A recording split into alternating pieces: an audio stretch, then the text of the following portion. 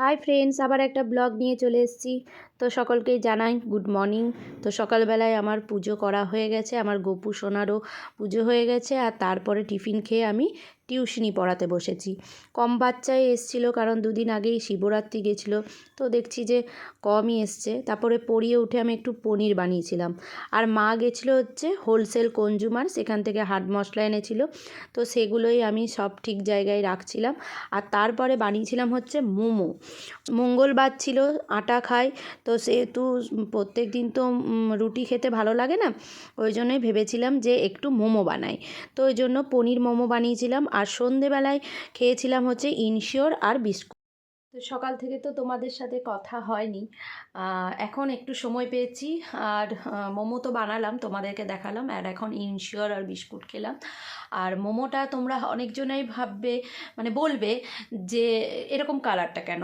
আসলে না, আমি রুল ময়দার পুরোটা করি না, আমি রুল ময়দা আর আটা দুটো মিক্সড করে করি।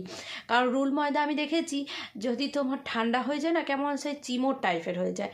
ওই জন্য ঘরে বানালে, মানে ঘরে, বাইরে কি হয়, ওরা সে পাতলা আঁশের মতো করে। আর ঘরে আমি একটু ইচ্ছা করে বড় করে করি, স্টাফিংটা বেশি করে দিই, তাহলে বেশ মনের মতো করে খাওয়া যায়। আর দোকানে কি হয়, টাকাটা বেশি, অথচ জিনিসটা মানে মুখে দিলেই মিলিয়ে যাবে, মানে খেয়ে তৃপ্তি হয় না।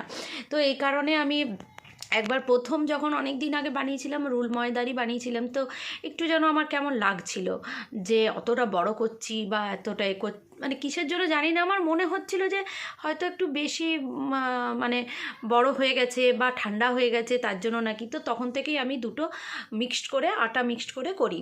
তো হয়তো তোমাদের মনে হবে যে এরকম কেন কালারটা, কিন্তু বিশ্বাস করো, যেমনই কালার হোক না কেন, খেতে কিন্তু সুস্বাদু হয়েছিল। ওটা রাত্রে ডিনার করা, মানে ডিনারে খাওয়ার জন্যই রেখেছি। আর একটা শুধু টেস্ট করে দেখলাম, তো খুব সুন্দর হয়েছিল। আর বাবুকে দিলাম, বাবু বলছে না মা খুব সুন্দর খেতে লাগছে, কিন্তু দোকানের মতো সাদা হয়নি কেন। ওরও কিন্তু ওরকম কথা। আমি বললাম এইভাবে এটা করেছি। বলছে বলছে মা যেমনই হোক, কালার হতে পারে একটু কেমন লালচে লালচে কালারটা, কিন্তু মা খেতে দারুণ হয়েছে। তো আমি যেহেতু আজকে মঙ্গলবার, আর আমি মঙ্গলবারে আটা খাই, তো ওই জন্য পুরো কিন্তু ভেজ বানিয়েছি, মানে একদম পেঁয়াজ রসুন নেই, বাকি বাঁধাকপি, গাজর, কাঁচা লঙ্কা আর আদা কুচি, আর পনির দিয়েছি। হ্যাঁ, ভুলে গেছিলাম তোমাদেরকে, পনির দিয়েছি। তো এত টেস্টি হয়েছে, মানে দারুণ খেতে, তো দারুণ লাগলো।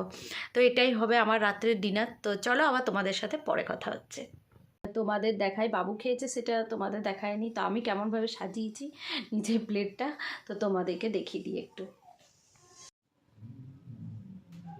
তাতে ব্লগটা শেষ করছি।